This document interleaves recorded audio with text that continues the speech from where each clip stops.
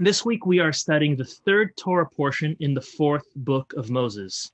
The fourth book of Moses being the book of Bamidbar, which, as we've explained, loosely translated, we call it Numbers, but really it's called In the Wilderness.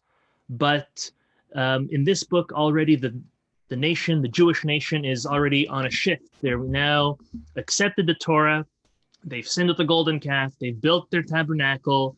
They're in the role of their service, and they are now forming into a nation during their traveling in the wilderness and all of the occurrences that take place there. So in this week, we are learning the third Torah portion. It's called Beha'alotecha. Now, we're not going to get into the beginning of this week's parsha. It is a long parsha. Last week was the longest parsha in the whole Torah. This week is not as long, but it is also long. There's full of amazing concepts, episodes, morals, ethics to be drawn from. And we're going to draw some from the Zera Shimshon. The Jewish people are known for, and if every Jew got $1 for every time they did the following, they'd be even wealthier. So listen to this. Jews are great at complaining. Unfortunately, and they're so good at it, there's even a special word for it that even us Sephardic Jews use. And if I would unmute everybody at the same time, you'd all say the same word, and it's kvetch. Kvetch, everyone knows what a kvetch is. Everybody kvetches. It's so Jewish. All Jews use the word kvetch. And guess where we get it from? It's not our faults. It's part of our DNA. And that is because the Jewish people, right after they received the Torah, and continuing, unfortunately, they became professional kvetchers, if I may.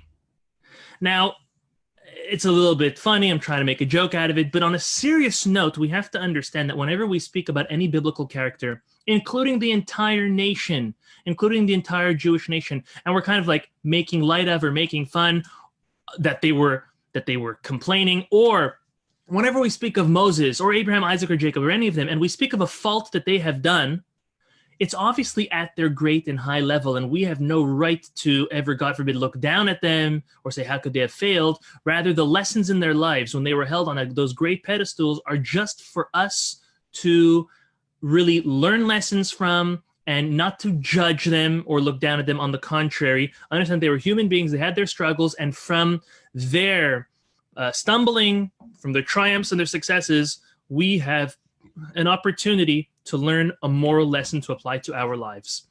I just want to use that as a disclaimer, even though we're going to speak about a little bit of the complaining that the Jewish people complain for. We're going to focus on, and this is not new news, we still do this nowadays, the Jews complaining over the food they were being served. Now, I have to be honest, this is more of an issue in the Ashkenaz households, because in a Sephardic household, the children never complain what their mommy or their grandmothers are making. Just as a disclaimer. But, and I'm happy everyone's on mute so I don't get bombarded by anybody. But, having said that, the Jews started with their first complaints, among them being, this was back in the book of Exodus, why they were taken out to die. Isn't there enough graves in the land of Egypt that they had to die? This was before the splitting of the sea. And why are we going to be put to death? And so on and so forth. They were complaining that they didn't have enough water. But this week we see a new complaint. And this complaint was they were not happy with the food that they were being served by the Lord Almighty. And we're going to soon see some specifics. They wanted meat, they wanted fish, they wanted watermelon, they want all these types of fruits and vegetables, garlics and onions and zucchini and cucumber, all of these amazing, they wanted like a vegetable salad, a fruit salad, they wanted all of these things, and they were complaining because they did not have it. And as we're soon going to see, all they were eating was the man, this wonder bread, this very, very special bread that God gave the Jewish people. So, having said that the first food that the Jews complained for was meat, I thought to myself, wouldn't everyone benefit from a biblical historical background of the permissibility of eating meat, and more of a timeline? Because there were times that humanity were allowed to eat meat, and not allowed to eat meat. A lot of what I'm going to say may be novel to most of us. And after doing this research, I think it's very interesting to note the allowance of eating meat, if it is, when it was, as well as making it practical today with the Zera Shimshon's great insight on why they were complaining for meat and what that means to us. So before we get into the Zera Shimshon, please allow me to give you this introduction. Instead of me just looking at my notes and just reading them to you on this specific timeline, I'm going to share the screen with you. And anyone who would like these notes in the future, after the class, whatever, please feel free to ask me for them, and it would be my honor and pleasure to share them with you. I'm taking us back. Some things here may be a little obvious, but there's a lot over here that you may have overlooked, especially timeline-wise. So we're going to go back to the Exodus. And Exodus took place on the 15th of Nisan in the year 2448. We know that, okay? 7 days later, on the 21st of Nisan, was the very famous splitting of the sea, and they were saved from the Egyptians chasing them.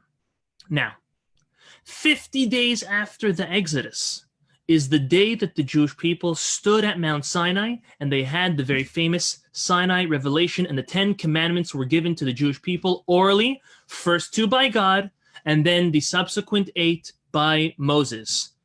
Okay, next day, the 7th of Sivan, is when Moses is summoned by God, and he ascends to Mount Sinai for 40 days and 40 nights. Okay? 40 days later, the Jews miscalculate, and we spoke about that during Shavuot time, but they miscalculated by half a day of when Moses' arrival should have been. They erred. The following morning, they sin. This is on the 17th of Tammuz. They sin with the sin of the golden calf. Moses comes down, and he breaks the first tablets. Very next day, this is the 18th of Tammuz, Moses destroys the golden calf, and he ascends up to Mount Sinai to plead on behalf of the Jewish people for another 40 days and 40 nights. Okay, so just keep track. This is the second time that Moses is going up for 40 days and 40 nights to Mount Sinai. The first time's intention was to receive the tablets, to come down and give them to the Jewish people. That did not happen, so he had to go up for another 40 days, 40 nights, only to negotiate, to pray on behalf of the Jewish people, to receive forgiveness for the creating and the serving of the golden calf. He comes down the 29th of Av, as you see on your screen. He tells the Jewish people they were forgiven.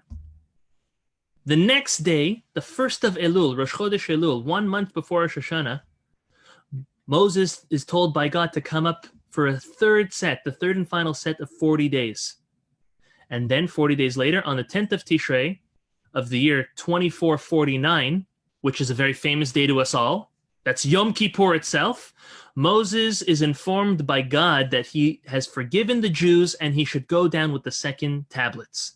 And Moses comes down with the second tablets, presents them to the Jewish people, along with the entire oral Torah.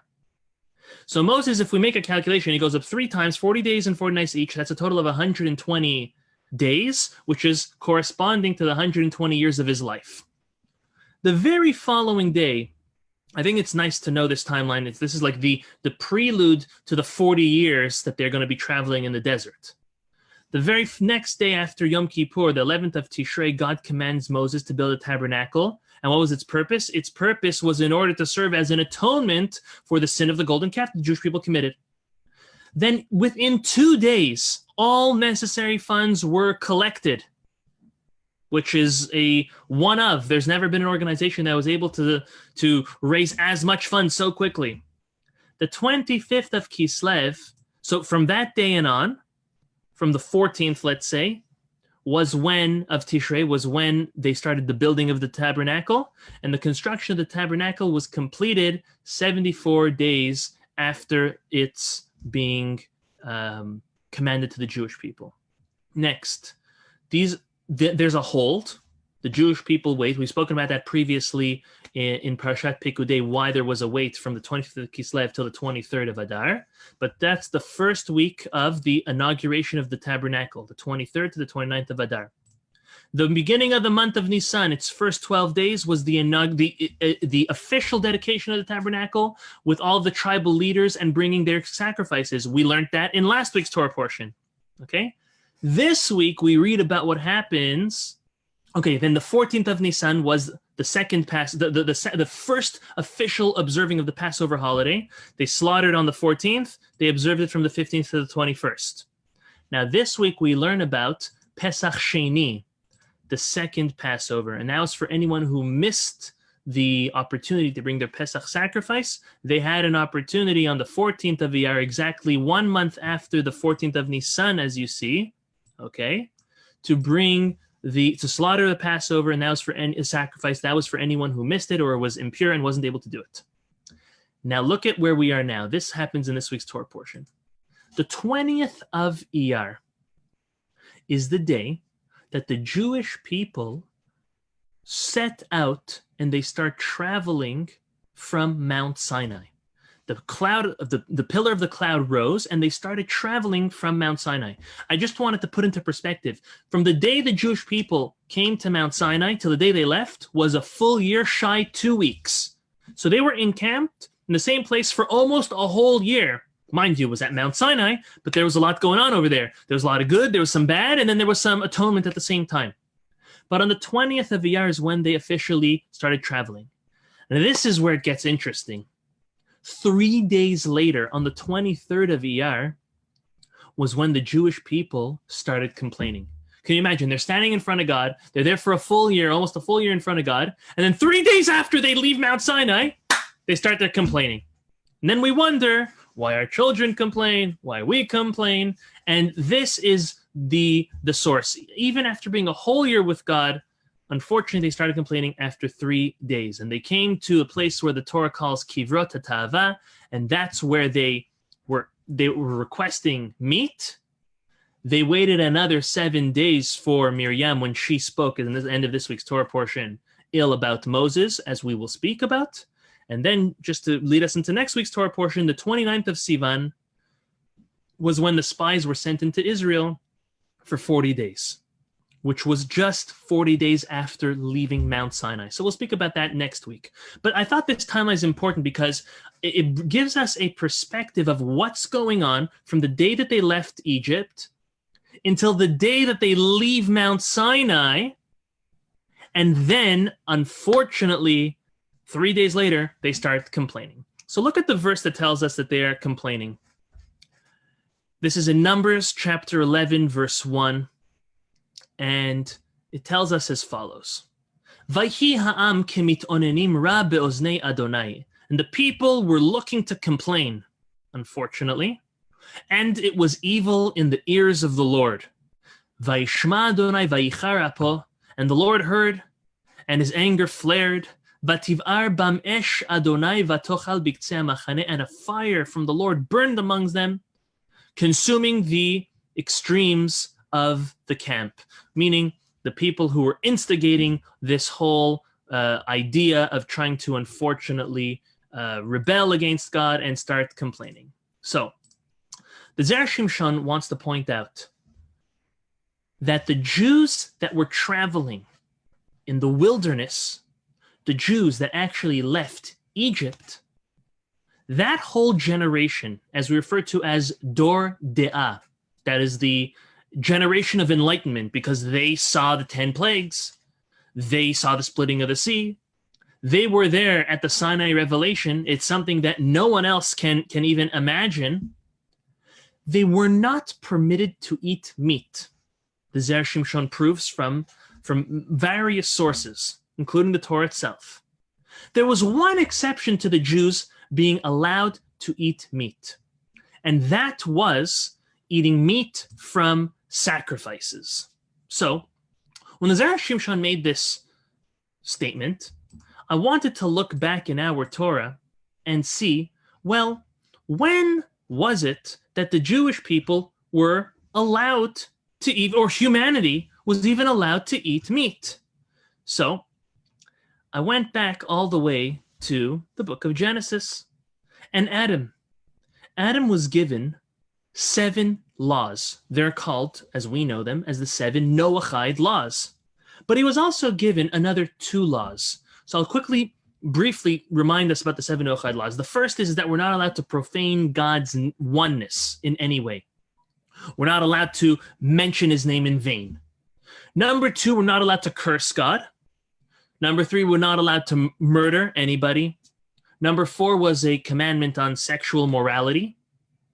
Number 5 is we're not allowed to steal. Number 6 is we need to establish courts of law, ensuring that there's justice in the world. And number 7 is we're not allowed to eat from a limb of an animal. But just to clarify, the first one again was that we're not allowed to commit any idolatry. Can't worship any other gods, okay? And the last one we just mentioned was we're not allowed to eat a limb from a living animal. This is the famous 7 Noachide laws. Adam was given another 2 laws. One was that he's not allowed to eat from the tree of knowledge, as we know, and that's where his great mistake was. But he also had a prohibition of eating meat. He was not allowed to eat any living animal, and that means he could not kill any animals, poultry, fish. Adam had a completely vegetarian, I guess you could even call it a vegan. He had a complete vegan lifestyle. And that was his 9 commandments. Those are the 2 extra ones for him. Those actually continued on. And the question that we have to ask, I saw this in the Beha'alotecha, is if Adam was commanded as part of the 7 Noachide laws that he cannot eat a limb from an animal, from a living animal, right? So why does God have to come and tell him, you can't eat any meat? If he's not allowed to eat meat, so then he's not allowed to eat a living animal, a limb from a living animal, right? You're not allowed to eat meat from a living animal, so why does God tell him you can't eat any meat at all? So the Beha'alotecha answers something, and this is a very important novelty, and this really gives us what the law was for Adam and his descendants, is that Adam was not allowed to slaughter any living being for consumption. He was allowed, however, to eat a dead animal that he found. Now, granted, he would have to find it quite quick, so another animal doesn't eat it or doesn't get rotten. But if Adam found a dead animal, he would be, if he wanted to, allowed to go and eat it. So therefore, explains the Beha'alotecha that since Adam was not allowed to slaughter an animal, but he was allowed to eat a dead animal that he found, God had to come and reiterate, you cannot not kill an animal to eat from it. Meaning, you can't just chop off a leg of an animal and eat it and say, not a problem because the animal's still alive. No, there's 2 prohibitions. You cannot chop up a leg from a living animal and eat it, and you cannot kill an animal and eat it. You could only eat a dead animal that was found. So this comes out, and this is very interesting, that the first 10 generations of humanity, and I'll explain you why 10, and that is from Adam until Noah, the Jewish people, not the Jewish people, mankind was not allowed to eat any meat from any animal unless it was found dead. But then something changed in the year 1657. Now, 1657 from the Jewish years, okay? This is when Noah emerges from the ark. Noah comes out, and he was frightened at the sight of the world that he found. It was a destroyed world. It was a place where he used to live with his extended family and friends and humanity, even though humanity degenerated to a horrible place. And the Midrash says that him and his children came out and they started crying. And they looked at this destroyed world and they were at a loss. All the people they knew were gone. All the places they built and they've seen were all gone. And they were scared what would be with their very own fate. At that point, listen closely, God makes 5 promises to Noah right when he comes out. He comes out and he says, number 1, he promises there's never going to be a global flood again. And the sign, as we all know, was the very famous rainbow. Number 2, God promises Noah that him and his children will repopulate this empty world, that mankind will not perish. And he commanded him, Pru'uvu, go be fruitful and multiply. Number 3, animals will not kill him. You see, Noah and his family, they were a minority compared to the animal kingdom, right? He saved 2 from each animal. So he thought that maybe the animals are going to kill him. God promised him that the animals will be at peace with Noah even after they leave the ark, and they will not kill him. Furthermore, number 4 is that God is going to demand an accounting for any animal or any human being who kills another. That God will make sure himself that the murderer will be punished and even killed through divine means. Now, to our topic, number 5 was God gave Noah the first time ever the permission to slaughter fresh meat, poultry and fish, and consume it. Before then, it was not permitted. When Noah was 601 years old, in the year 1657, was the first time that mankind was permitted by God to eat fresh meat. So you come and you ask yourself, well, what changed? If for the first 1600 years of the world, that's the way it was, why did God all of a sudden change on it? So for this, I saw in the Nachmanides, the Ramban, who gives a fascinating interpretation. He says that at creation, human beings and animals were at a somewhat of an equal. Animals were created before the human beings. They had a certain respect in their own right. Human beings, they had an advantage. They were created in the image of God. They were able to communicate through speech. But on a certain level, they were at equal levels and gave no right for any man or woman to slaughter an animal and eat it. However, explains Nachmanides, what happened during the flood? Noah saved the animal kingdom.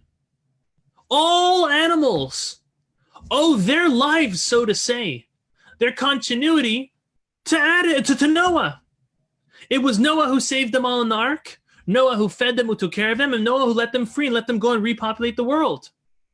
So that explains that Nachmanides put Noah on top of the animals, giving him right, as God permitted him, to slaughter an animal in order to consume it.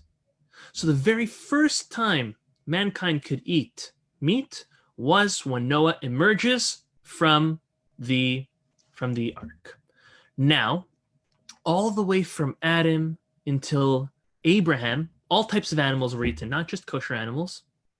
Then Adam and his descendants probably only ate kosher animals because they were fed a lot of Torah by God through divine inspiration, through prophecy. So they probably ate only kosher animals. But it's until the time of Mount Sinai, that is when all the laws of kashrut were given, all the kosher animals and the non-kosher animals, and the way to properly slaughter the animals. And that's, by the way, why on Shavuot we have a tradition to eat dairy, is because the Jews themselves were overwhelmed. They were told all these laws of kashrut, and they said, this is very complicated. Maybe our dishes and our pots are not all kosher. And then they went and they ate dairy, which was something a lot easier. So in truth, the Zera Shimshon tells us that this generation left Egypt, they were eating meat. But when they came to Mount Sinai, after the Sinai revelation, they were prohibited to eat meat from then and on, with one exception, the exception of eating sacrificial meat. Any sacrifice that was brought that wasn't fully burnt, they were able to eat it. And this explains the Zera Shimshon was the reason why they were complaining. So with that biblical historical background of eating meat, we'll get into how nowadays we're allowed to consume meat and how to consume meat. The Zera Shimshon is going to help us with that in a very, very beautiful way. But it's important to note that the Jews of the wilderness were not allowed to eat meat. And the question is, why not? Why would they not be allowed to eat meat? So the Zera Shimshon brings a midrash, it's the Pirkei de Rabbi Eliezer, who says, well, first of all, I would just want to reiterate, the Zera Shimshon gives 2 answers, okay? I'm going to share the first and then the second, and then we're going to tie it together. The first answer to Zera Shimshon, based on the Pirkei de Rabbi Eliezer, is that the Jewish people saw God at Mount Sinai. They heard God at Mount Sinai. That's something which is superhuman. It's not natural. And because of that, they're not allowed to eat meat. Why not? Zera Shimshon says, why not? Just because they were there?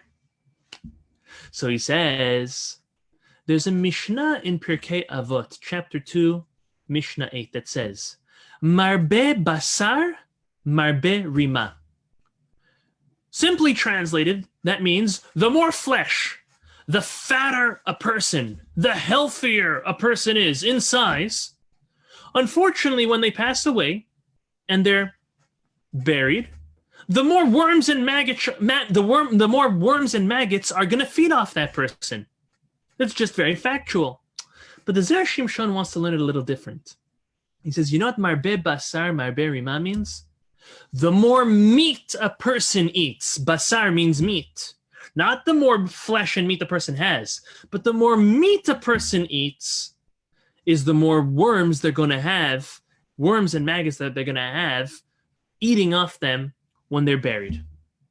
So, the Zera Shimshon says that this generation, the generation that left Egypt, the generation that saw God and heard God at Mount Sinai, they were at a level that they were not going to suffer from any worms or maggots when they pass away and they're buried. They were at that high level. And therefore, the Zera Shimshon explains, God did not want the Jewish people to activate the worms within them, not by eating meat. So they were told, no more meat. Oh, if that's so then how could they eat the meat of the sacrifices? Shouldn't it be no meat that they're allowed to eat? So the Zera Shimshon brings an answer from the Mikubalim, from the great mystical teachings, and he says, anything consumed, including meat, but anything consumed during a seudat mitzvah, which means a meal that is for, a mitzvah, a good deed, as I'll give you a couple of examples, will never allow anything that a person puts on, whether it's fat or any of the sort, or flesh, will never be something that will be consumed by worms after death. For example, the food that we eat on Shabbat and on Yom Tov, right? There's the very famous saying, there's no Shabbat calories. Go and eat and splurge and enjoy yourself. There is truth to that saying. And that is because the meals that we eat on Shabbat are considered a seudat mitzvah. They're considered a meal which is of fulfilling a mitzvah. And therefore, none of that ever falls to the side that will ever be considered fat or flesh that will be consumed by worms. So the reason why the Jewish people were not allowed to eat meat was so that the worms shouldn't consume them, because they were at a very high level being at Mount Sinai. So how did they eat the sacrificial meat? Because the sacrificial meat was a seudat mitzvah. It was food which was a part of them fulfilling a mitzvah of bringing that sacrifice. That's the first answer of the Zera Shimshon. Now let's listen to the second answer. The second answer is that the Jewish people, when they came to Mount Sinai, they connected to God in a way that was never done before, in a very, very special way. They connected to him in the way that the Torah says. I'm going to share with you this verse. The verse says in Deuteronomy, everyone see? Deuteronomy chapter 4, verse 4, it says, V'atem hadevekim b'Adonai Elohechem chaim kulechem hayom. But you who cleave to the Lord your God are alive, all of you this day. This is talking about from the day that they stood at Mount Sinai. They became part and parcel with God, explains the Zera Shimshon. And therefore, the Zera Shimshon says that God prohibited the Jewish people to eat meat because he didn't want them to become susceptible to the influence of the evil inclination. He didn't want the Yetzer Hara, the evil inclination, to take a stronghold on them. And he proves this from the following. Like, what does eating meat have to do with the Yetzer Hara? The Talmud in Masechet Brachot, page 32a, says, and I quote, that a lion only roars from a container of meat, which means that A lion only feels excited to eat something when it has the food in front of it, and it roars, and it's getting excited, and it has this urge to pounce upon it. Hashem did not want the Jewish people to lose their connection to him through indulging in meat, from indulging in mundane meat. But the Jews complained about that. They wanted meat. Let me show you. The verse says, look at this, 11:4. It says, "V'hasafsuf asher bekibor hitavu ta'ava." But the multitude amongst them began to have strong cravings. Who's the multitude? That's the mixed multitude. That's the Egyptians who tagged along and they said, we want to be part of this great, great, amazing thing. But they didn't come with noble intentions. They were the ones who started the cravings. And they, vayashuvu vayivku, they sat and they started crying. Gam b'nei Israel, also the Jewish people, they influenced. They were a bad influence. And what does everyone say, including the Jews? Mi, vayomeru mi yachilenu basar. Who will feed us meat? This was their very first complaint when it came to food. They wanted meat. You know why the Zera Shimshon says? They were not only looking for the meat of the korbanot, they knew that that would keep them connected to God. But the mixed multitude, those Egyptians that came along, they were looking for a way for the Jewish people to stray from God. For them, they didn't want the Jews to stay close and connected to God. They knew that the prohibition of meat, says Zera Shimshon, was in order to serve as a connection between them and God. But some wanted to sever that, says the Zera Shimshon. Based on this, the Zera Shimshon explains a fascinating verse that King David writes. Look at this. King David writes in Tehillim chapter 22, verse 27. And this verse really begs some explanation. And the Zera Shimshon showers beautiful light on it right away. He says, Yochelu anavim v'isba'u. The humble shall eat and be satiated. What does being humble have to do with feeling full? When you eat something, it depends if you're humble or if you're arrogant to see if you're going to be full or not, asks the Zera Shimshon. Aha. He says that what does humility have to do with being satiated? He says the Talmud in Masechet Brachot, also on page 32a, says that the Yetzer Hara, the evil inclination, can only control someone who eats and drinks. He brings a proof. Take a look at your screen. Deuteronomy chapter 8, verse 12. What do the Jewish people say when they will deviate from God? Pen tochal v'savata. God warns us. Be careful lest you eat and be satiated. Uvatim tovim tivne v'yashavta. And you're going to go and build houses, beautiful big houses, and dwell in them. What's going to happen? 2 verses later, chapter 8, verse 14. Veram levavecha, and your heart will grow haughty. V'shachachta et Adonai Elohecha, and you're going to forget the Lord your God. Hamotziacha me'eretz Mitzrayim mibeit avadim, who brought you out of the land of Egypt, out of the house of bondage.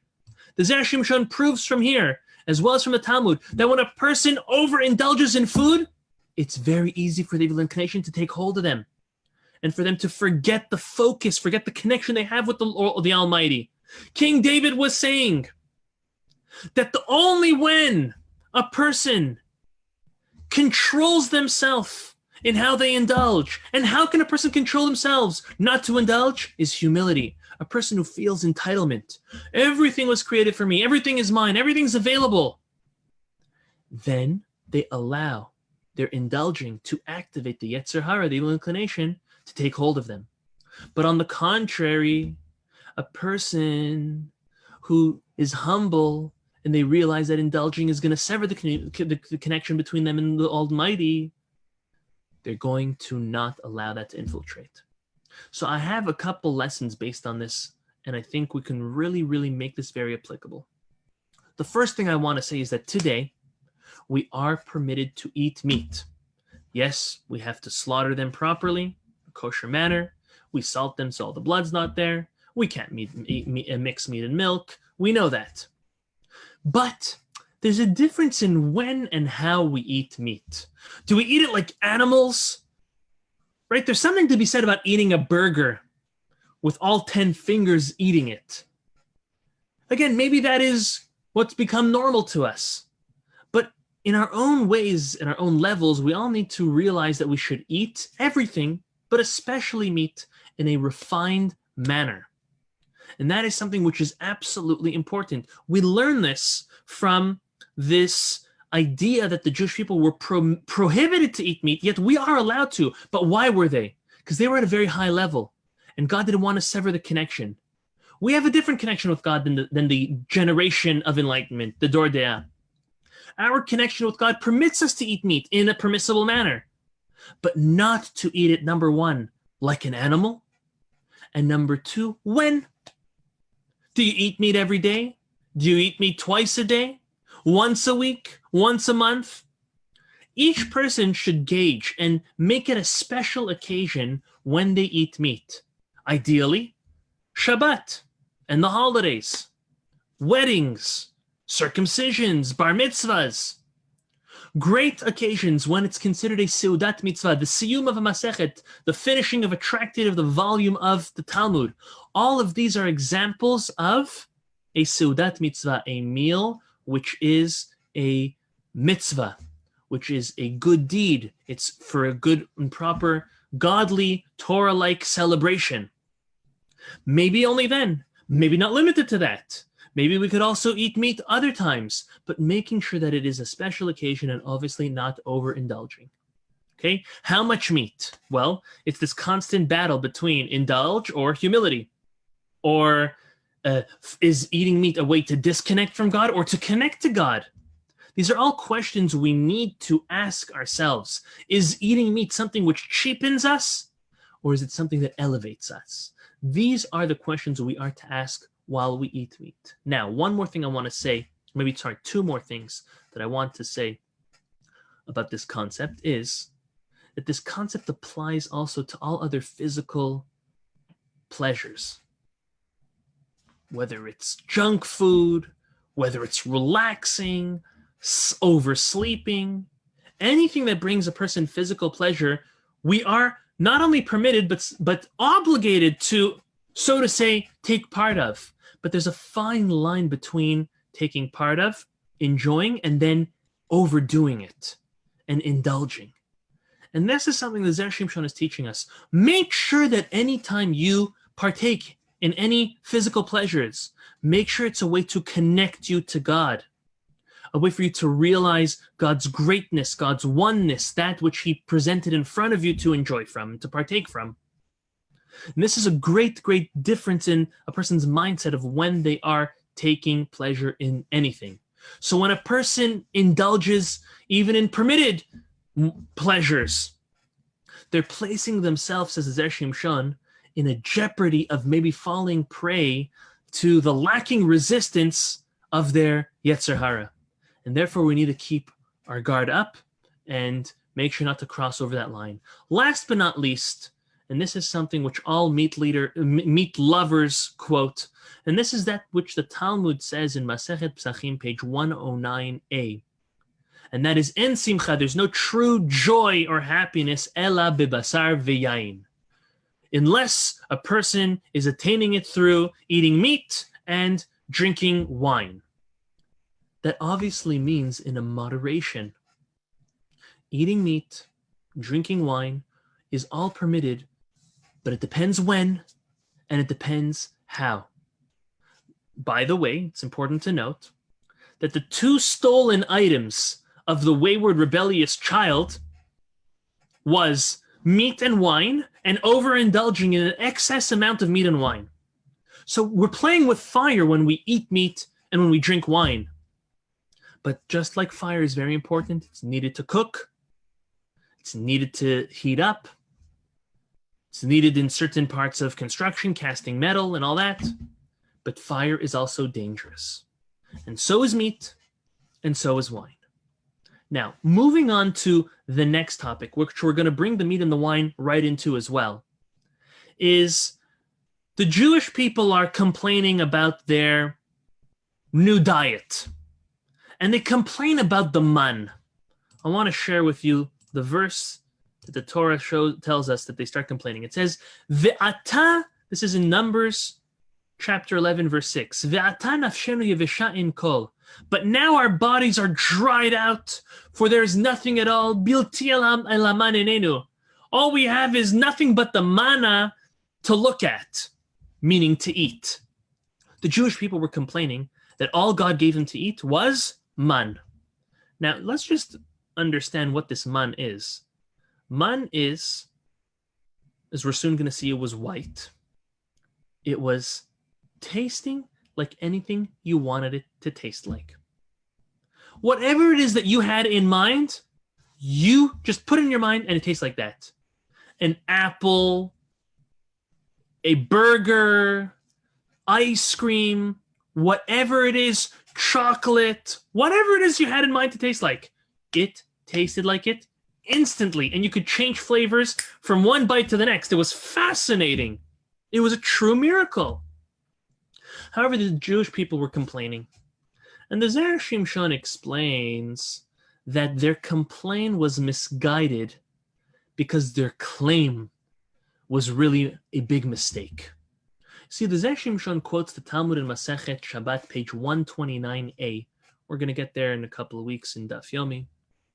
And it says that after bloodletting, which was something common back in the time of the Talmud, in yesteryear, it was healthy to bloodlet. Again, their diets were very different than ours. They were high in salt, high in sulfur. Even their wine was very, very, very thick and very pure, so to say, that they had to dilute it right prior to drinking it, or else a person would get so drunk and sick that it would be intolerable. The wine we drink nowadays is diluted multiple times over. Okay? So the Talmud says after bloodletting, there's something healthy that you should do in order to help a person regain their strength. And that is to eat meat and to drink wine. Okay? These were beneficial, the beneficial nutritional properties that were in meat and in wine was something that would help a person recover from the fatigue of bloodletting. So listen to what the Zera Shimshon says. You know what the Jewish people said? The Jewish people are saying, we're tired. Nafshenu yevisha. Our souls are exhausted from this traveling in the wilderness. Mind you, it's only been 3 days, right? Okay. They're exhausted from traveling. You know what they said they need? They need meat. They need wine. Meat gives strength. Wine brings the redness back to a person's face. That's what we need. This man you're giving us, God, the Jewish people are saying, doesn't have those nutritional benefits. Those benefits that will give us that strength, that meat, that protein, that muscle that we need, and that redness that will bring back that will take us back from our fatigue.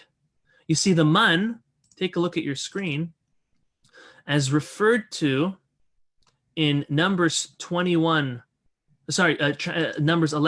verse 21, it says, no, this is not it. 1 second. Which verse am I looking for?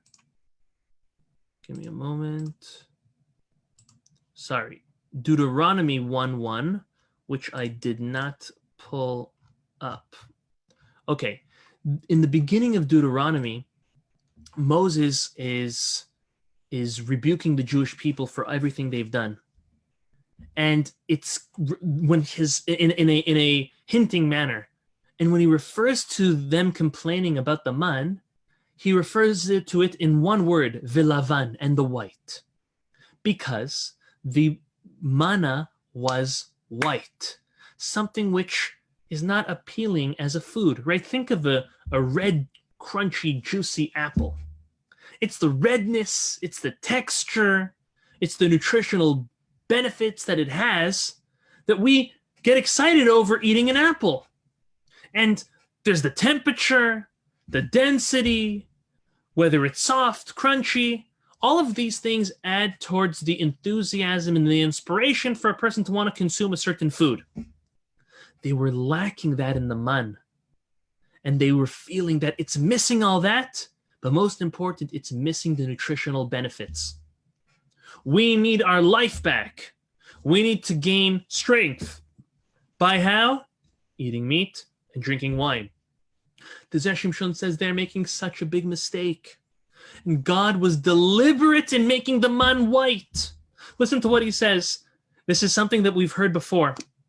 The Talmud in Masechet Ketubot, page 111b, says something so meaningful, so important in our interpersonal relationships. And I'll quote, it says, one who whitens his teeth, meaning someone who smiles to another, is greater, they're giving more to a person than a glass of milk, which is white, which has tremendous nutritional benefits. But smiling to a person, you give them much more. Comes Zera Shimshon and says that God is giving the Jewish people the white man. Why white? White like teeth, because God is smiling at them. He's telling them that there's more beneficial nutritional factors to this man than any other food, because it was given to them by God. It gives them that encouragement, that inspiration. And by the way, it has all of those nutritional benefits that meat and wine have and more, even though you don't think so. And this was the great mistake the Jews made by complaining about the man and wanting meat in its stead. I have two lessons from this piece of the Zera Shimshon. Number one is the importance of understanding non-tangible benefits that we either give or receive. A smile, a good word, is a non-tangible benefit.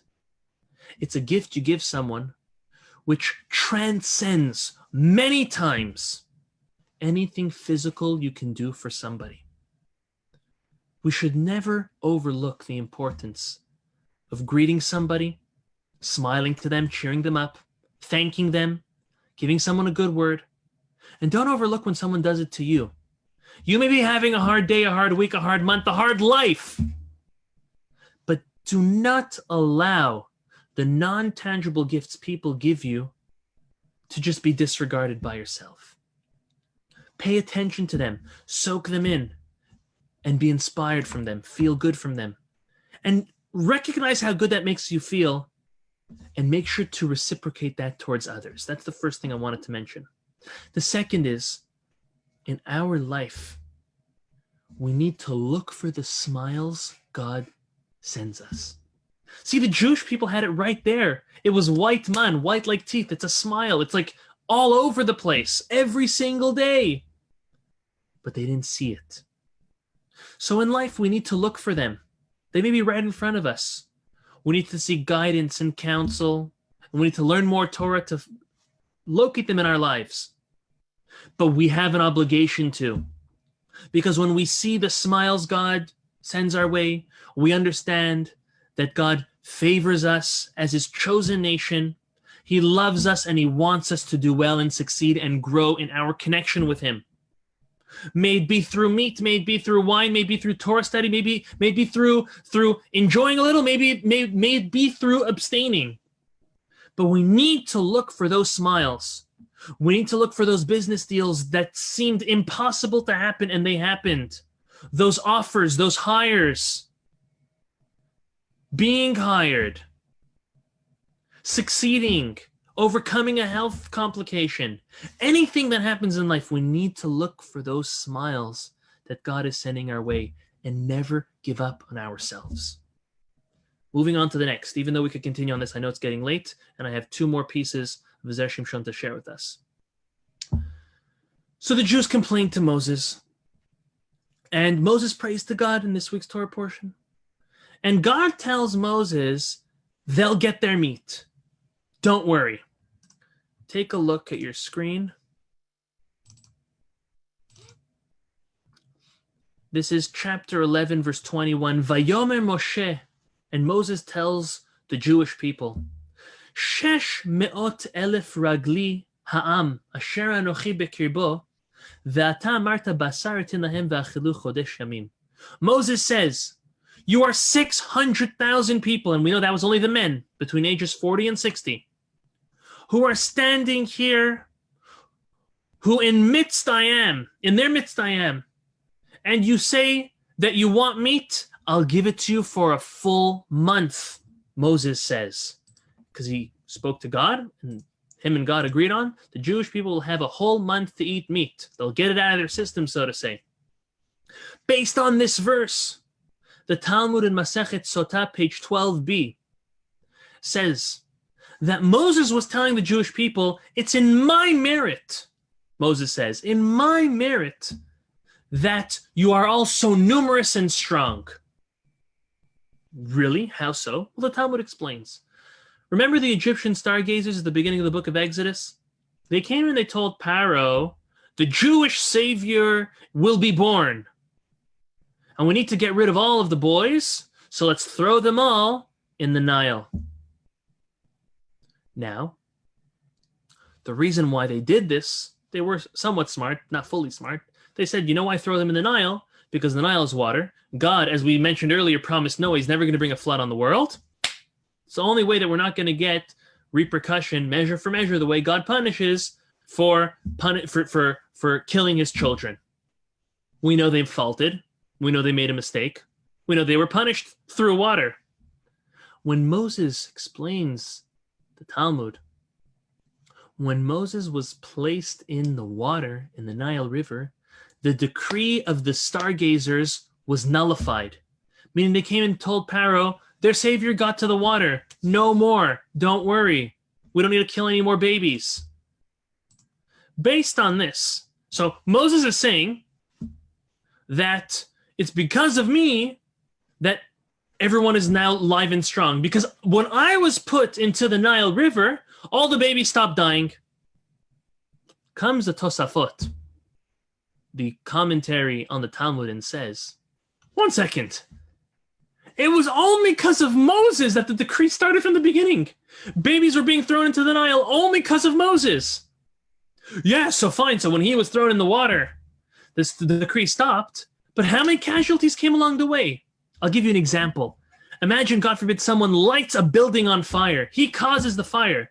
And then he either calls the fire department, or he puts out the fire and he takes pride and credit for it. Hello, mister. You're the person who started the problem. It's like if someone comes and beats the living daylights out of somebody, and then he's so nice and he takes the guy to the ER. Are you serious? So the Tosafot is wondering, how could Moses be taking pride and credit that the Jewish people are so numerous for him being thrown in the Nile River when the whole decree was because of him in the first place? Tosafot answers, in truth, and this is a novelty, this is something that may be new to many of us, Moses was the very first baby thrown in the Nile River. There weren't any other babies that thrown in the Nile River. Other babies were being murdered, but not because of the decree of Moses. They were being murdered before Moses was even born, because that was a war tactic. Their war tactic was, well, we have another nation living in our midst, and therefore we don't want their boys to become too numerous and too strong, so we're going to start killing off their boys. This happened to Shifra and Pua, which is really Yocheved and Miriam. They were approached by Pharaoh, and Pharaoh told them, kill all the boys. This was before Moses was even born. And therefore, the Tosafot says that the Egyptians never threw any babies because of Moses' decree into the water. Moses was the very first one put in. So he was able to take credit for no baby dying. So the Zera Shimshon has a question.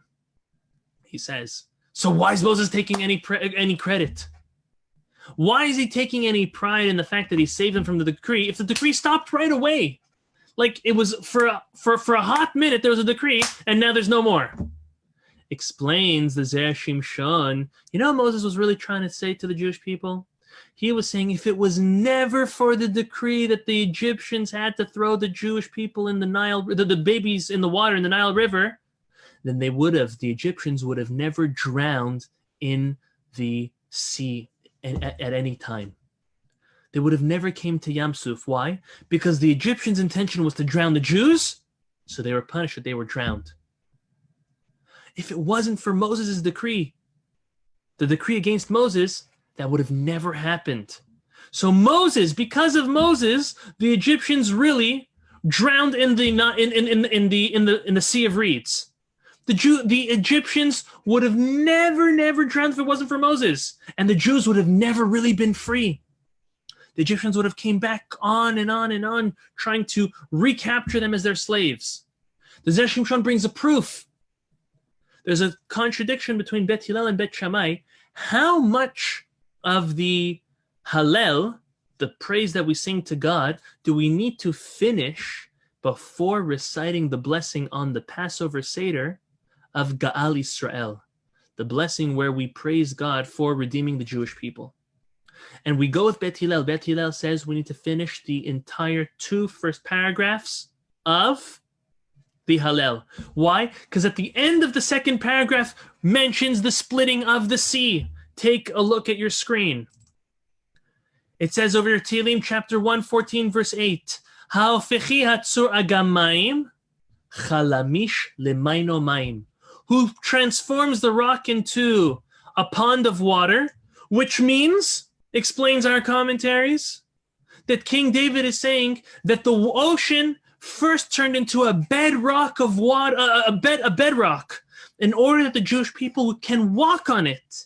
And then the water came and put up big walls, and then the flint into a fountain of water is the 2nd miracle, that any Jew who was thirsty during their travel in the sea was able to reach into the walls of the water, and there'd be sweet springs of drinkable water that they were able to drink.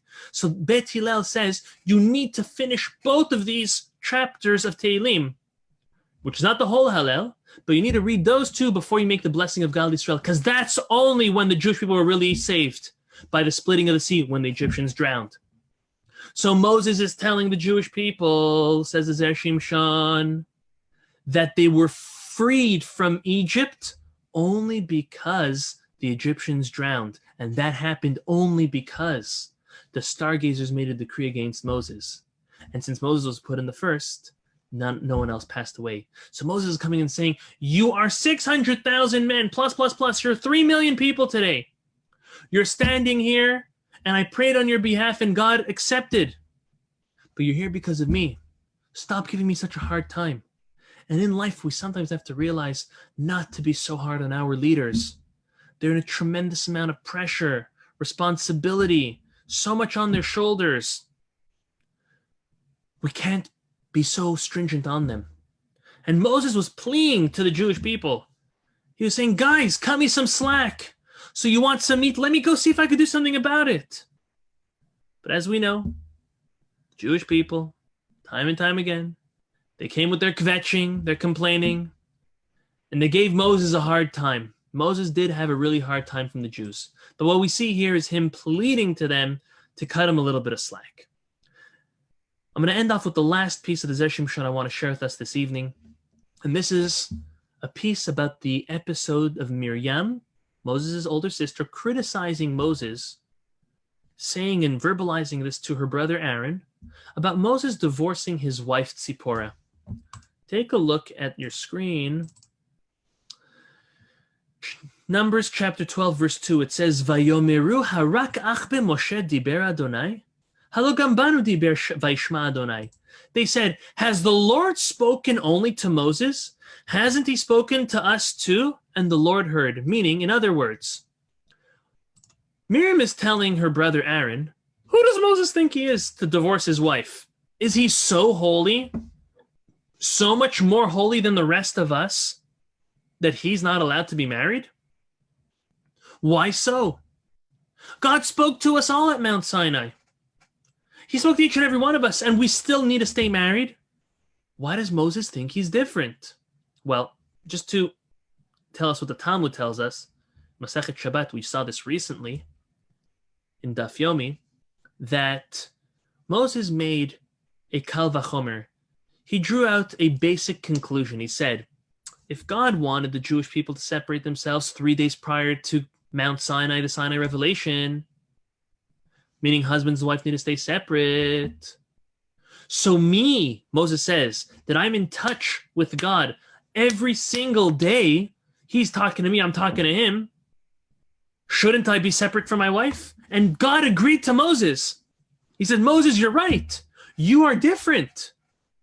You should be separate from your wife. But Miriam and Aaron didn't see it that way.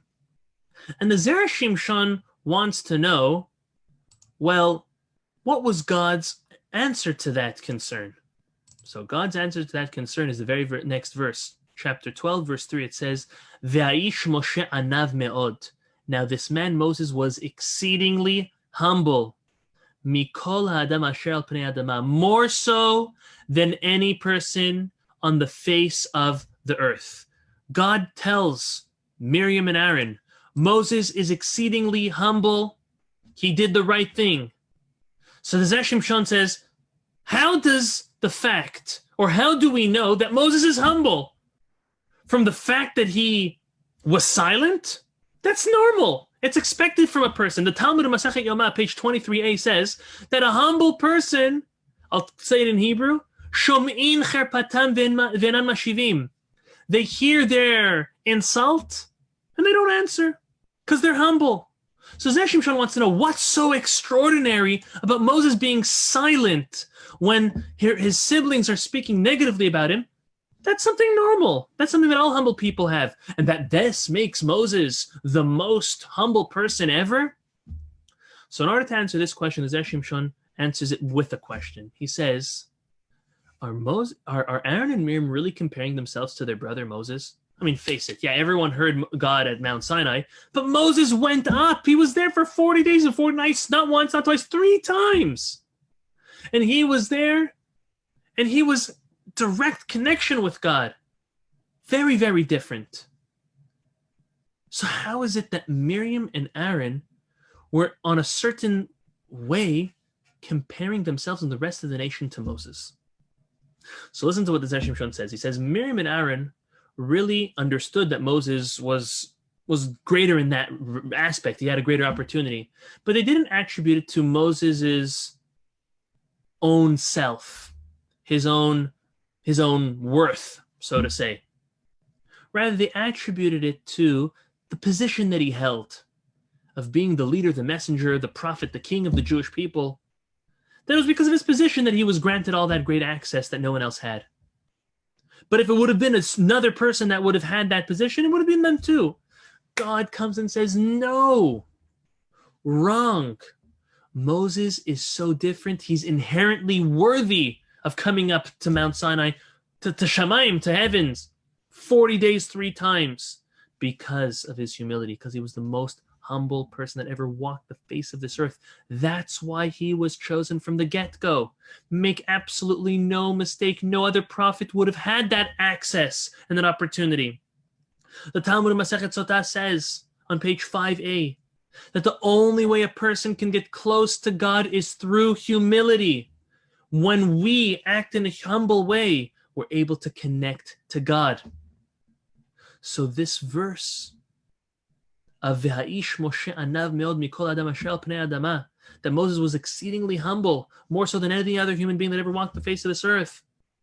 He's not responding to Miriam's and Aaron's, he's not responding to the way Moses was acting of being silent. That we know. We know that a humble person is quiet. It was responding to Miriam and Aaron's mistake. Their conclusion was Moses is not super important or super special. That's why he was chosen up, and we should all be the same. Who does he think that he should separate from his wife? No. God is saying Moses is absolutely different from you. He's a different caliber. He's a different level. He divorced from his wife, and he drew the proper conclusion. Because he's different, because he is so exceedingly humble. The lesson I want to bring out from this is that humility, we have to remind ourselves that humility is something which is attractive. People want to be around people who are down to earth and humble. We need to remind ourselves to always be like that. Haughtiness, arrogance, on the contrary, is repulsive. No one wants to be next to a loudmouth or in company of someone who's very pompous and got it all and knows it all. That's not fun. That's not attractive. It's repulsive. We have to remind ourselves that greatness is synonymous with humility. Moses was great, so great, because of his humility. And the great levels of prophecy that he achieved, which is unparalleled to any other prophet that ever walked the face of this earth, was all attributed to his tremendous levels of humility. So if we want to connect to God, we can, but we have to remind ourselves to be humble, to be down to earth, caring, good people. Humility, the Zera Shimshon says, is the most important character trait. If there's one trait that a person absolutely needs to succeed in life, to succeed in their connection with God and with their surroundings, with everyone around them, is humility. Because through humility, everything else good can come. You can draw out any other proper good character trait out of the source, the root of humility. So may God bless us that we should all always be close in our connection to God. Back to the first thing we spoke about meat and wine. Understand that any type of indulging, including meat and wine, is all there as a way to connect to God, to grow with God. And we should also remember that our greatest connection with God will always be through our humility. Our humility and understanding the vast difference, the greatness between us and God, and even around others. Because as soon as we realize that we are lacking and we have what to grow and what to learn, then we will, and we will be greater. Remember that greatness is synonymous with humility. With this, I am going to open the mics for everyone to ask a question. I do have a question texted in over here. Question is, did Moshe divorce Tzipporah or just separated from her? So I believe he wrote her a get. They received the Torah, and in the Torah there are the laws of not only a ketubah, which is a marriage document, but there's also a divorce document. So he did properly divorce from his wife Tzipporah.